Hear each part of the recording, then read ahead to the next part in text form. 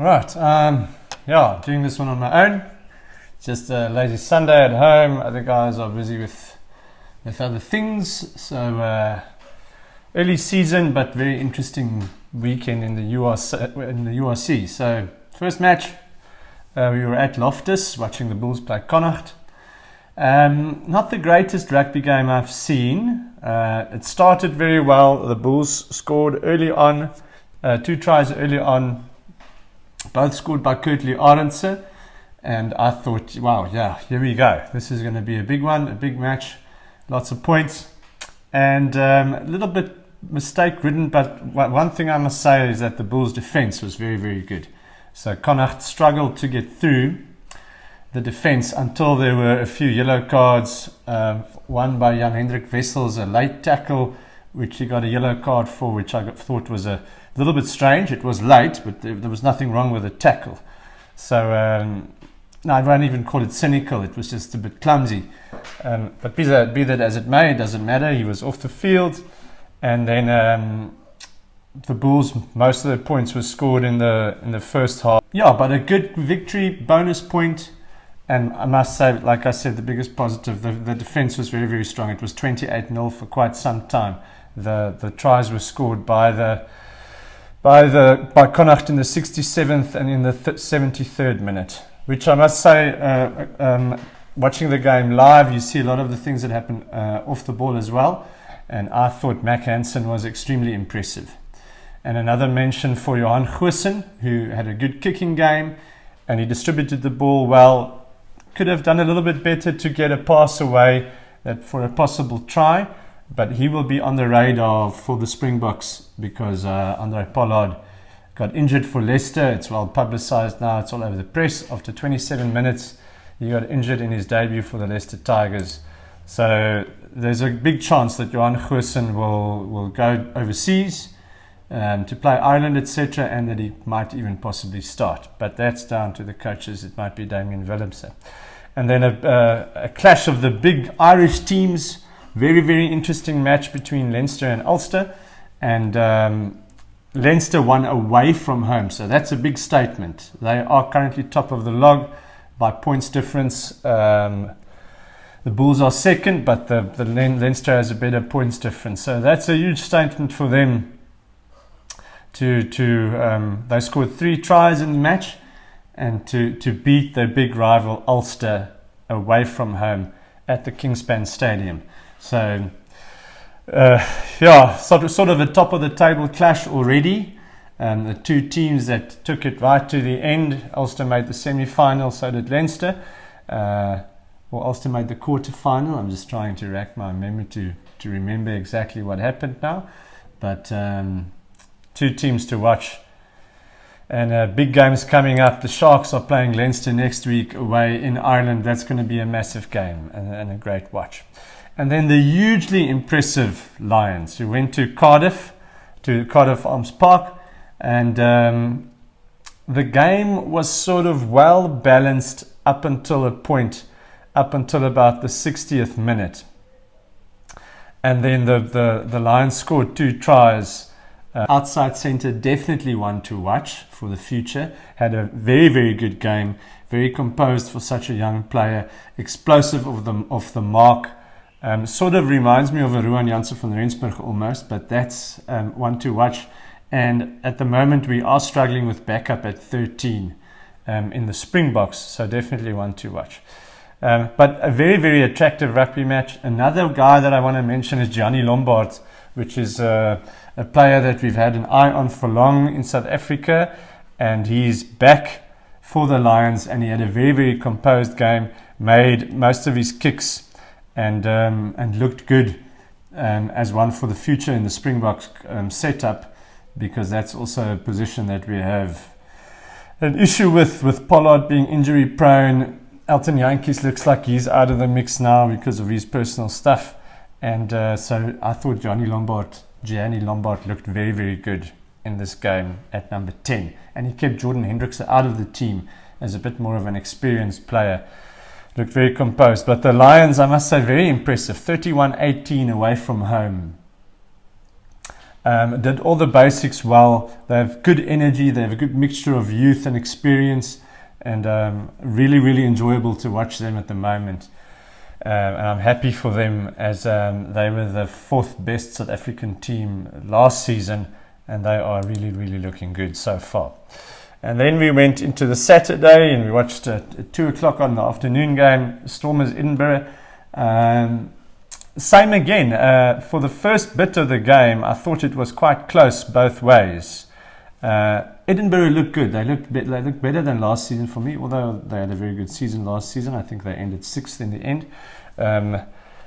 But they sort of they fought until the damn wall broke in the end. And the Stormers scored 4 tries. So they scored 2 late-ish tries in the 67th minute and the 80th minute, which flattered them a bit. It was actually quite a close game until that point. But a couple of guys, Dion Fourie again, very, very good. Manie Libbok had a good game. He makes all his kicks, which is also something lacking in the Springbok setup. Only reason why I keep referring to the Springboks is because we've got a huge matches coming up against Ireland and France and so forth, Italy, England, overseas in November. And we are struggling with a few positions in the Springboks, especially at fly-off. So Manie Libbok will also be one that will be considered. It won't be my pick. At the moment, I think Johan Goosen is the guy, and I think Johnny Lombard actually also probably had a bit of a better game than Libbok, but still Libbok had a very good game, and it's great to see that he makes all his kicks, because that's something we need in the Springbok setup, because Damian Willemse is not a great goal kicker. Damian Willemse, again, a bit of an up and down game, but playing inside centre again, but passed the ball out on the full, missed a few kicks, and so on and so forth. He does a few silly things, and then he does a few amazing things as well. But we know what we have in him in the Springboks. Great for the Stormers, defending their title. They looked very, very solid, and they were in control of the game for the most part. Ospreys, Glasgow, I watched that game, and I actually thought that Glasgow were going to have quite a big season this year with the new coach, Franco Smith, who did very, very well for Italy and so on and so forth. But the Ospreys bought well, a few exciting players, and they look very, very good so far. So also scored a few late tries. Glasgow scored a few late tries. They were never really in the game. The game was controlled by Ospreys from the start. Played with a very, very high intensity, made quite a few line breaks, and just a good, awesome game to watch. George North looked very good again. Gareth Anscombe had to go off early, which would be a worry for the Ospreys. But altogether, a very watchable game. A lot of tries. There were a lot of tries in the game week, a lot of bonus points. So a bonus point win for the Ospreys at home. And they were sort of in the lower parts of the log last season. They're looking very good so far. I'm going to have a look at the log just now, and just to see where everyone is. Munster Zebre. When I started watching the game, I thought, wow, here we go. Poor Zebre. Munster's going to absolutely run away with it again. And I'm happy to see that was not the case. Because you don't want the Italian teams, especially Zebre. Benetton's actually had a very good start to the season, but especially Zebre, to sort of feel like they're completely out of it so early on. They've actually had 2 good matches. They ran Leinster close, and Munster didn't run away with the game. They did score 4 tries, but all 4 of them in the 2 tries in the 8th minute, 1 in the 17th minute, and 1 in the 24th minute. And then they sort of held them. Zebre held them for the whole of the second half. Defended well.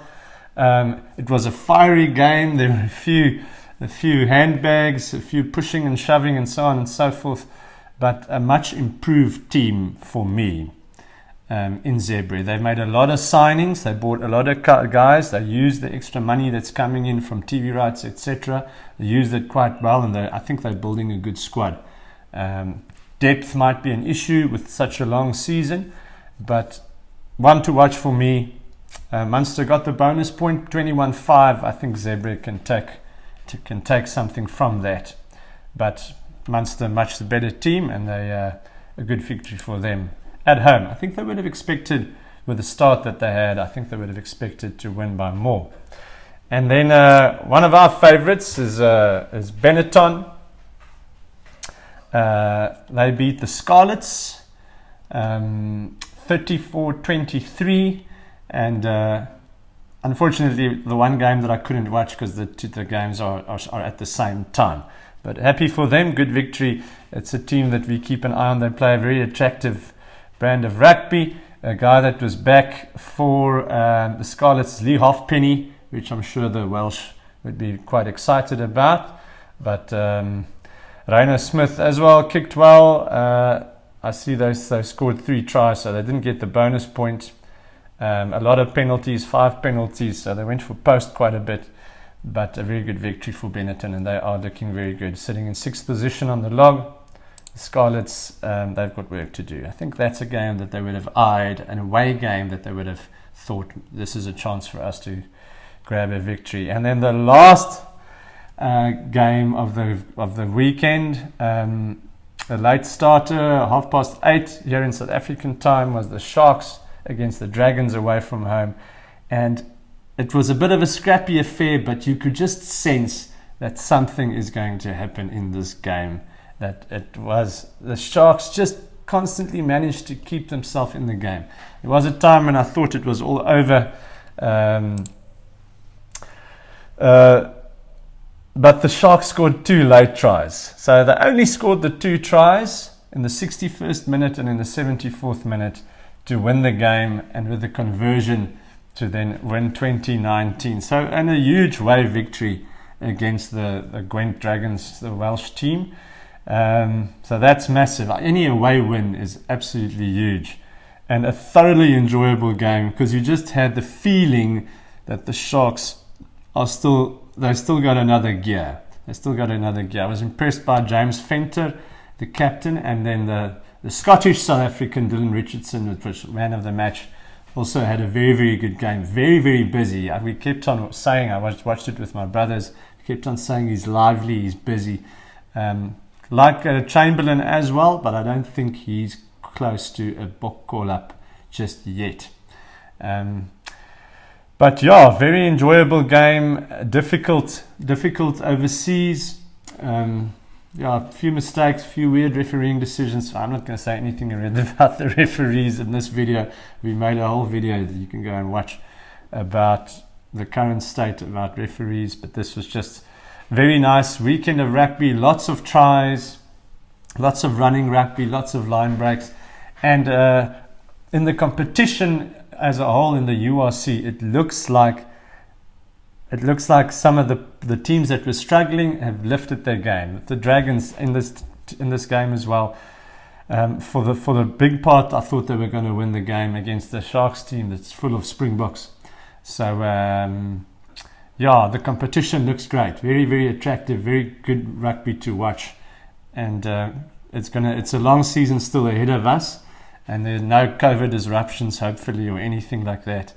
And thoroughly enjoying it so far. So let's just have a quick look at the log. So it's early days. It's only 3 rounds played, but Leinster at the top, as expected. The Bulls, then Ulster, then Stormers. So the 4 teams that were some of the biggest players last season are sitting at the top.